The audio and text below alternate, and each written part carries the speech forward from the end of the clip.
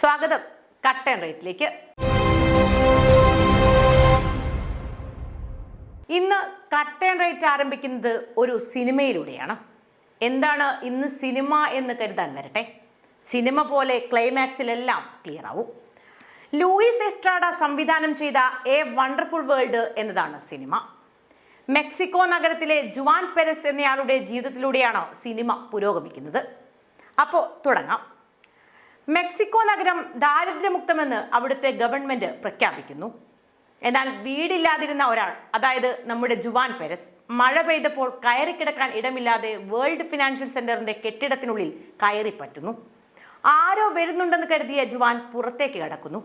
താഴെ നോക്കിയപ്പോൾ തല കറങ്ങിയ ജുവാൻ താഴേക്ക് നോക്കി അലറി വിളിക്കുവാണ്. ആളുകൾ ഓടിക്കൂടുന്നു. ജുവാനെ രക്ഷിക്കുന്നു. എന്നാൽ അവിടെ നിന്ന് അങ്ങോട്ട് കഥ മറ്റൊരു തരത്തിലേക്ക് പോവുകയാണ്. ദാരിദ്ര്യമില്ലെന്ന് പ്രഖ്യാപിച്ച രാജ്യത്ത് ജുവാനെ പോലെ ഒരാൾ വന്നത് വലിയ വിമർശനങ്ങൾക്ക് ഇടയാക്കുന്നു. സർക്കാരിന്റെ സാമ്പത്തിക നയങ്ങൾ കാരണം ദരിദ്രനായ ജുവാൻ ആത്മഹത്യ ചെയ്യാൻ കയറിയതാണെന്ന് പ്രചരിപ്പിക്കപ്പെടുന്നു. 63 ദശലക്ഷം ആളുകൾ ദരിദ്രരാണ് എന്ന കാര്യം ഗവൺമെന്റ് മറച്ചു വെച്ചിരിക്കുകയാണ്. മാധ്യമങ്ങൾ വിഷയം ഏറ്റെടുത്തതോടെ നാണം കെടാതിരിക്കാൻ സർക്കാർ ജുവാനെ സഹായിക്കുന്നു. അത് മറ്റു ദരിദ്രർക്ക് പ്രചോദനമാകുന്നു. അവരും പണവും സംരക്ഷണവും ആവശ്യപ്പെടുന്നതോടുകൂടി അതിലെ അപകടം മനസ്സിലാക്കിയ സർക്കാർ ഒടുക്കം ദാരിദ്ര്യം കുറ്റമാക്കി മാറ്റുന്നു. അതായത് സർക്കാർ ദാരിദ്ര്യം നിയമവിരുദ്ധമാണെന്ന് പ്രഖ്യാപിക്കുന്നു. ഇതാണ് കഥ. ഇപ്പോൾ നിങ്ങൾക്ക് കാര്യങ്ങൾ ഏകദേശം ക്ലിയർ ആയിട്ടുണ്ടാകും. ഇനി ഒന്നുകൂടി വിശദമായി പറഞ്ഞാൽ ഈ കഥയുടെ അർത്ഥം പിടികിട്ടാൻ കേരള പിറവി ദിനത്തിൽ മുഖ്യമന്ത്രി പിണറായി വിജയൻ നടത്തിയ ഒരൊറ്റ പ്രഖ്യാപനം മതി. സകല ജുവാന്മാരെയും സാക്ഷി നിർത്തിയാണ് പിണറായി വിജയൻ ആ ബോംബ് പൊട്ടിച്ചത്. കേരളം അതീവ ദാരിദ്ര്യത്തിൽ നിന്ന് മുക്തി നേടി എന്ന യമണ്ടൻ പ്രഖ്യാപനം. കേരളം മുഴുവൻ ഇത് കേട്ട് ഞെട്ടി എന്ന് പറയുന്നില്ല. പക്ഷേ ഒരു വിഭാഗം ആളുകൾ ഞെട്ടി. മഞ്ഞ നിറമുള്ള ആ റേഷൻ കാർഡ് പുറകിലേക്ക് പിടിച്ചവർ കരയണോ ചിരിക്കണോ എന്ന് അറിയാതെ പകച്ചുപോയി കാണും. അന്ത്യോദയ അന്നയോജന പ്രകാരം കിട്ടുന്ന അരിയിൽ കല്ല് വാരിയിടാനുള്ള സർക്കാരിന്റെ നിന്ദ്യമായ ശ്രമത്തെ പിന്നെ എങ്ങനെയാണ് അവർ നോക്കിക്കാണുക? തങ്ങളപ്പോൾ ദരിദ്രരല്ലേ എന്ന് തോന്നിയത് അവർക്ക് മാത്രമല്ല. ദാരിദ്ര്യത്തിന്റെയും അതീവ ദാരിദ്ര്യത്തിന്റെയും മാനദണ്ഡങ്ങൾ അപ്പോൾ എന്താണ്? നിലവിലെ അതിദരിദ്രർ എങ്ങനെയാണ് ഇരുട്ടി വെളുത്തപ്പോഴേക്കും ദരിദ്രരായി മാറിയത്? അങ്ങനെ നിരവധി ചോദ്യങ്ങൾ പിറകെ വന്നു.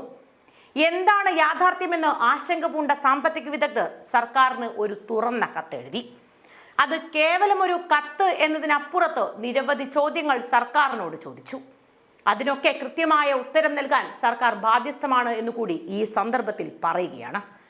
എന്തായാലും ആ ചോദ്യങ്ങൾ സാധാരണക്കാരൻ്റേതു കൂടിയാകുന്ന പക്ഷം അതിവിടെ ചോദിക്കുകയാണ്. ഒന്നാമത്തെ ചോദ്യം, സംസ്ഥാനത്തെ അതിദരിദ്രരെ തിരിച്ചറിയാൻ ഉപയോഗിച്ച മാനദണ്ഡങ്ങൾ എന്തൊക്കെയായിരുന്നു? ഏത് വിശ്വസനീയ കമ്മിറ്റിയാണ് സർവേ നടത്തിയത്? സർക്കാർ പഠന റിപ്പോർട്ട് പരസ്യമാക്കുകയും ഈ പ്രഖ്യാപനത്തെ പിന്തുണയ്ക്കാൻ ഉപയോഗിക്കുന്ന ഡാറ്റയുടെ വിശ്വാസ്യത സ്ഥാപിക്കുകയും വേണം. 2013 ദേശീയ ഭക്ഷ്യസുരക്ഷാ നിയമത്തിന് അനുസൃതമായി കേരളത്തിലെ പൊതുവിതരണ സംവിധാനം 4 വ്യത്യസ്ത ഗ്രൂപ്പുകളെ അംഗീകരിച്ചിട്ടുണ്ട്. കേരളത്തിലെ ഏറ്റവും താഴെത്തട്ടിലുള്ളവരെ അന്ത്യോദയ അന്നയോജനയിൽ ഉൾപ്പെടുത്തിയിട്ടുണ്ട്. അവർക്ക് മഞ്ഞ നിറത്തിലുള്ള റേഷൻ കാർഡുകൾ നൽകിയിട്ടുമുണ്ട്. സംസ്ഥാന സർക്കാരിന്റെ 2014 സാമ്പത്തിക അവലോകനം അനുസരിച്ച് ഏറ്റവും ദരിദ്രർ എന്ന് ബ്രാക്കറ്റ് ചെയ്ത ഈ കാർഡ് ഉടമകൾക്ക് ആകെ 5.92 ലക്ഷം കുടുംബങ്ങളുണ്ട്. 2023 മുതൽ സംസ്ഥാന സർക്കാർ അവർക്ക് സൗജന്യ അരിയും ഗോതമ്പും വിതരണം ചെയ്തു വരുന്നു.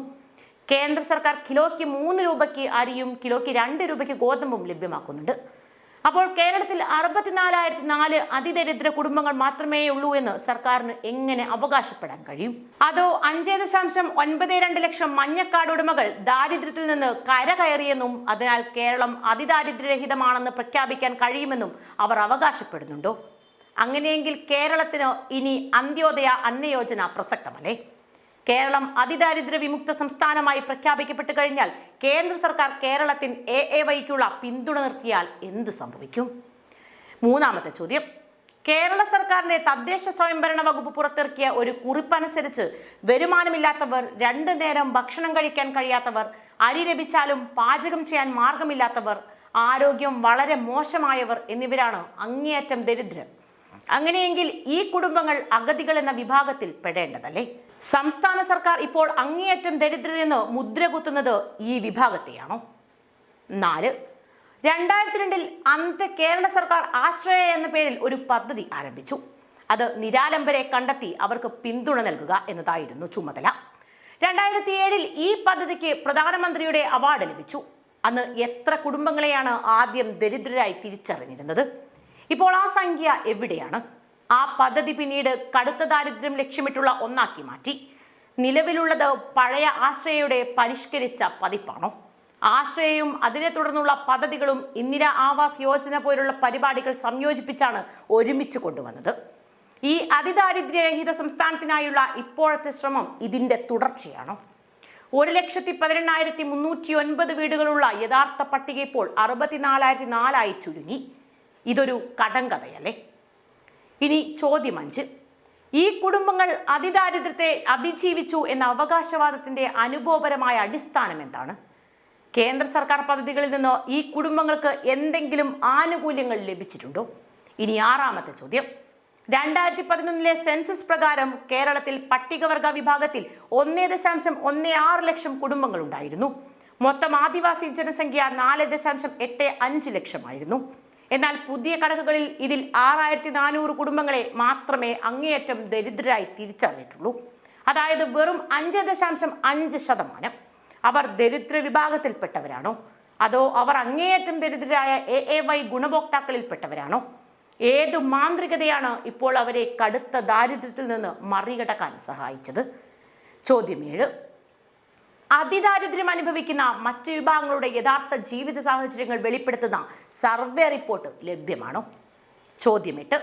സർവേക്ക് സ്വീകരിച്ച യഥാർത്ഥ രീതിശാസ്ത്രം എന്തായിരുന്നു? തദ്ദേശ സ്വയംഭരണ സ്ഥാപനങ്ങളിൽ നിന്നുള്ള ശുപാർശകളുടെ പട്ടിക സ്വീകരിക്കുന്നതിന് മാത്രമായി ഇത് പരിമിതപ്പെടുത്തിയിരുന്നു. ചോദ്യം 9. വെറും 233 രൂപ പ്രതിദിനം വേതനം ലഭിക്കുന്ന ആശാ തൊഴിലാളികൾ, സമാനമായ അനൗപചാരിക തൊഴിലാളികൾ ഉൾപ്പെടെയുള്ള സ്കീം തൊഴിലാളികൾ ഇപ്പോഴും കടുത്ത ദാരിദ്ര്യം അനുഭവിക്കുന്നില്ലേ? ഇനി 10ാമത്തെ ചോദ്യം. സർവേയിൽ ഉപയോഗിച്ച മാനദണ്ഡങ്ങളെക്കുറിച്ച് സംസ്ഥാന സ്റ്റാറ്റിസ്റ്റിക്കൽ വകുപ്പുമായോ കേരള സംസ്ഥാന ആസൂത്രണ ബോർഡുമായോ എന്തെങ്കിലും ചർച്ച നടന്നിരുന്നു? മേൽപ്പറഞ്ഞ ഈ ചോദ്യങ്ങളൊന്നും നിസ്സാരമല്ല എന്ന് ഒന്നുകൂടി ഓർമ്മിപ്പിക്കുകയാണ്. ഇനി മറ്റൊന്ന്, കേരളത്തിൽ ജീവിക്കുന്ന ആദിവാസി ജനവിഭാഗങ്ങളെക്കുറിച്ചാണ്. ഇപ്പോഴും പുറമ്പോക്കിൽ കഴിയുന്ന നിരവധി കുടുംബങ്ങളുണ്ട്. അവരൊക്കെ ഏത് ഗണത്തിലാണ് പെടുക? റേഷനരി കൊടുത്തത് കൊണ്ട് മാത്രം പട്ടിണി മാറില്ല. അതിനെ കഴിക്കാൻ പാകത്തിനാക്കിയെടുക്കാൻ പോലും പറ്റാത്ത ജനങ്ങൾ ഇപ്പോഴും ഇവിടെയുണ്ടെന്നിരിക്കെയാണ് ഒരു സർക്കാർ പട്ടിണിയെ പരിഹസിക്കുന്നതെന്ന് പറയാതെ വയ്യ. പല ആദിവാസി ഗ്രാമങ്ങളിലും പ്രത്യക്ഷത്തിൽ തന്നെ ദാരിദ്ര്യം കാണാൻ കഴിയും. 4 ഷീറ്റ് മറച്ചു വെച്ചാൽ വീടാവില്ലെന്നും അരി നൽകിയാൽ വയറു നിറയില്ലെന്നും സർക്കാരിന് തിരിഞ്ഞാൽ മാത്രമേ ദാരിദ്ര്യമെന്തെന്നും അതിദാരിദ്ര്യമെന്തെന്നുമുള്ള ചോദ്യങ്ങൾക്ക് ഉത്തരം കിട്ടൂ. അല്ലാത്ത പക്ഷം ചോദ്യം ചോദിക്കുന്നവൻ കുറ്റക്കാരനും വെറുക്കപ്പെട്ടവനുമായി തീരും. അതിദാരിദ്ര്യത്തിൽ നിന്ന് മോചനം നേടി എന്ന് പറയുന്നവർ ഏത് കോലുകൊണ്ടാണ് ദാരിദ്ര്യം അളന്നത് എന്നുകൂടി പറയേണ്ടതുണ്ട്. മത്സ്യത്തൊഴിലാളികൾ, കൂലിപ്പണിക്കാർ, ആശാവർക്കർമാർ തുടങ്ങി സമൂഹത്തിന്റെ വിവിധ തട്ടിലുള്ളവർ പലരും ദരിദ്രൻ മാത്രമല്ല, അതിദരിദ്രന്മാരാണ്. അതിൽ മത്സ്യത്തൊഴിലാളികളിൽ പകുതിയിലധികം പേരും ദയനീയമായ ജീവിത സാഹചര്യങ്ങളിലൂടെയാണ് കടന്നു പോകുന്നത്. ഗ്രീൻ പീസ് 2022 റിപ്പോർട്ട് പ്രകാരം കേരളത്തിലെ മത്സ്യത്തൊഴിലാളികളിൽ 68% ദാരിദ്ര്യരേഖയ്ക്ക് താഴെയാണ്. സംസ്ഥാനത്തിലെ 1.05 കോടി അനൗപചാരിക തൊഴിലാളികളിൽ ഏകദേശം 1/3 പേരും സാമൂഹിക സുരക്ഷയില്ലാതെയാണ് ജീവിക്കുന്നത്. ഇനി ആശമാരുടെ കാര്യമെടുത്താൽ ഇപ്പോൾ പ്രഖ്യാപിച്ച തുക പോലും അവർക്കൊന്നിനും തികയില്ല. ദിവസം 33 രൂപ കിട്ടിയാൽ ചായ വാങ്ങി കുടിക്കാം, അത്ര തന്നെ.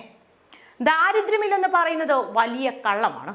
26,000 ആശാ തൊഴിലാളികൾ ദിവസ വേതനത്തിൽ കഴിയുമ്പോൾ കേരളം എങ്ങനെ ദാരിദ്ര്യമുക്തമാകുമെന്ന ആശാ ഹെൽത്ത് വർക്കേഴ്സ് അസോസിയേഷൻ സംസ്ഥാന ജനറൽ സെക്രട്ടറി MA ബിന്ദുവിന്റെ ചോദ്യത്തിന് ഉത്തരം കിട്ടിയേ തീരൂ. കാരണം ജീവിക്കാൻ കഴിയാത്തത് കൊണ്ടാണല്ലോ വെയിലും മഴയും കൊണ്ട് അവർ സമരം ചെയ്യുന്നത്. ഇനി ആദിവാസികളുടെ കാര്യമെടുത്താൽ അവർ അത്രയധികം കഷ്ടതകളിലൂടെയാണ് കടന്നു പോകുന്നത് എന്ന് മനസ്സിലാകും. അതിനും വയനാട്ടിലെ ആദിവാസി ഊരുകൾ മാത്രം സന്ദർശിച്ചാൽ മതിയാകും. മെലിഞ്ഞൊട്ടിയ അവരുടെ ശരീരവും കുഴിയിലാണ്ട കണ്ണുകളും ചിരിമാഞ്ഞു കരിവാളിച്ചു പോയ മുഖങ്ങളും വിളിച്ചു പറയും അവർക്ക് എന്തൊക്കെ കിട്ടുന്നുണ്ട്, കിട്ടുന്നില്ല എന്നൊക്കെ. കഴിഞ്ഞ ഒക്ടോബറിലാണ് മന്ത്രി OR കേളു വയനാടിനെ ദാരിദ്ര്യമുക്ത ജില്ലയായി പ്രഖ്യാപിച്ചത്. ഒരു ദിവസം പോലും ശരിയായി ഭക്ഷണം കിട്ടാത്തവർ ജീവിക്കുന്നിടത്ത് സർക്കാർ എങ്ങനെ അതിദാരിദ്ര്യം ഇല്ലാതാക്കി എന്ന് പറയാനാകുമെന്ന് ഇവിടുത്തുകാർ ചോദിക്കുകയാണ്. കേരളത്തിലെ 90% വരുന്ന ആദിവാസികൾക്കും ഭൂമിയില്ല എന്നത് മനസ്സിലാക്കേണ്ട യാഥാർത്ഥ്യമാണ്. പലർക്കും വൈദ്യുതി, വെള്ളം, ശൗചാലയം എന്നിങ്ങനെ അടിസ്ഥാന സൗകര്യങ്ങൾ പോലുമില്ല. ദാരിദ്ര്യം അകറ്റാൻ കോടികൾ ചെലവഴിച്ചെന്ന് പറയുന്ന സർക്കാരിന്റെ രേഖകളിൽ സ്കൂളിൽ പോകാത്ത ആദിവാസി കുട്ടികളുടെ കണക്കുണ്ടോ? ഉണ്ടെങ്കിൽ അതൊന്ന് വെളിപ്പെടുത്തിയാൽ നന്നാകും. കേരളത്തിൽ ഏകദേശം 35 ആദിവാസി സമുദായങ്ങളുണ്ട്. അവയിൽ കുറിച്യ സമൂഹം ഒഴികെ ബാക്കിയുള്ളവരെല്ലാം അതിദാരിദ്ര്യത്തിലാണെന്ന് ആദിവാസി പ്രവർത്തകർ പറയുന്നു. വയനാട്ടിലെ പണിയ, അടിയ, ഊരാളി, ബട്ടകുറുമ, കാട്ടുനായ്ക്കൻ സമൂഹങ്ങളും ഇടുക്കിയിലെ ഹിൽപുലയ, മുത്തവൻ സമൂഹങ്ങളും ശരിയായി ഒരു നേരം പോലും ഭക്ഷണം ലഭിക്കാൻ ബുദ്ധിമുട്ട് അനുഭവിക്കുന്നവരാണ്. പലർക്കും തൊഴിലില്ല. സർക്കാർ അനുവദിക്കുന്ന ഫണ്ടിന്റെ 10% ജനങ്ങളിലേക്ക് എത്തുന്നില്ല. ഇതൊന്നും കട്ട് ആൻഡ് റൈറ്റിന്റെ കണക്കല്ല, മറിച്ച് മാധ്യമങ്ങൾക്ക് മുന്നിൽ ആദിവാസി പ്രവർത്തകർ തന്നെ തുറന്നു കാണിച്ചു കൊടുത്ത പച്ച മനുഷ്യരുടെ കെട്ട ജീവിതങ്ങളാണ്. തൊഴിൽ രഹിതരുടെ ആത്മഹത്യാ കണക്കെടുത്താൽ അത് കേരളത്തിലേത് 2000-ലധികമാണെന്ന് നാഷണൽ ക്രൈം റെക്കോർഡ്സ് ബ്യൂറോ പറയുന്നു. മേൽപ്പറഞ്ഞ ആദിവാസി യുവാക്കളും അതിൽപ്പെടും. സുൽത്താൻ ബത്തേരിക്കടുത്തെ മണിക്കുനി ആദിവാസി കുടിയിരിപ്പ് പ്രദേശത്തെ 60 കുടുംബങ്ങളുടെ ദുരവസ്ഥയെക്കുറിച്ച് ആദിവാസി വനിതാ പ്രസ്ഥാന നേതാവ് കെ അമ്മിണി ഒരു മാധ്യമത്തോട് പറഞ്ഞത് മാത്രം കേട്ടാൽ മതിയാകും ആദിവാസികൾ എത്രത്തോളം അരികുവൽക്കരിക്കപ്പെട്ടിട്ടുണ്ട് എന്ന യാഥാർത്ഥ്യം മനസ്സിലാക്കാൻ. സാമൂഹിക ശൗചാലയങ്ങൾ നിറഞ്ഞൊഴുകുന്നു. ദുർഗന്ധം താങ്ങാനാകുന്നില്ല. പലരും രാത്രി വരെ കാത്തു നിൽക്കേണ്ടി വരുന്നു. മന്ത്രിമാർ ഇത്തരം സ്ഥലങ്ങൾ സന്ദർശിച്ചാൽ മാത്രമേ യാഥാർത്ഥ്യം മനസ്സിലാകൂ. ഇത്തരത്തിൽ പ്രഖ്യാപനം നടത്തുന്നത് ആർക്കു വേണ്ടി എന്നവർ ചോദിക്കുകയാണ്. ആ ചോദ്യത്തിന് ഉത്തരം പറയേണ്ട ബാധ്യത സർക്കാരിനുണ്ട്. ചോദ്യങ്ങൾക്ക് മുന്നിൽ മറകെട്ടി മൂടിയിട്ട് കാര്യമില്ല. മുമ്പൊരിക്കൽ അമേരിക്കൻ പ്രസിഡന്റിന്റെ ഗുജറാത്ത് സന്ദർശന വേളയിൽ ചേരികളെല്ലാം നരേന്ദ്രമോദി മതിൽ കെട്ടി മറച്ചതുപോലെ. ഇനിയിപ്പോൾ നോക്കിയിട്ട് ഒരു വഴിയേ ഉള്ളൂ, മിണ്ടാതിരിക്കാം. അല്ലെങ്കിൽ ചിലപ്പോൾ പിടിച്ചകത്തിട്ടാലോ? തുടക്കത്തിൽ സൂചിപ്പിച്ച സിനിമയിൽ പറയുന്ന പോലെ ദരിദ്രനാവുക, ദാരിദ്ര്യം വിളിച്ചു പറയുക എന്നത് കുറ്റമായി തീരുന്ന അവസ്ഥ വിദൂരമല്ല. അതിദാരിദ്ര്യത്തിൽ നിന്ന് മുക്തി നേടി എന്ന സംസ്ഥാനത്തിന്റെ തലക്കനത്തിന് മുന്നിൽ ഇക്കാണുന്ന എല്ലാ ദാരിദ്ര്യവും പ്രശ്നമായി വരും. അതായത് ഇമേജ് തകർന്ന സർക്കാർ ദരിദ്രരെ പിടിച്ചകത്തിടുന്ന അത്ഭുത ലോകം അകലെയല്ല.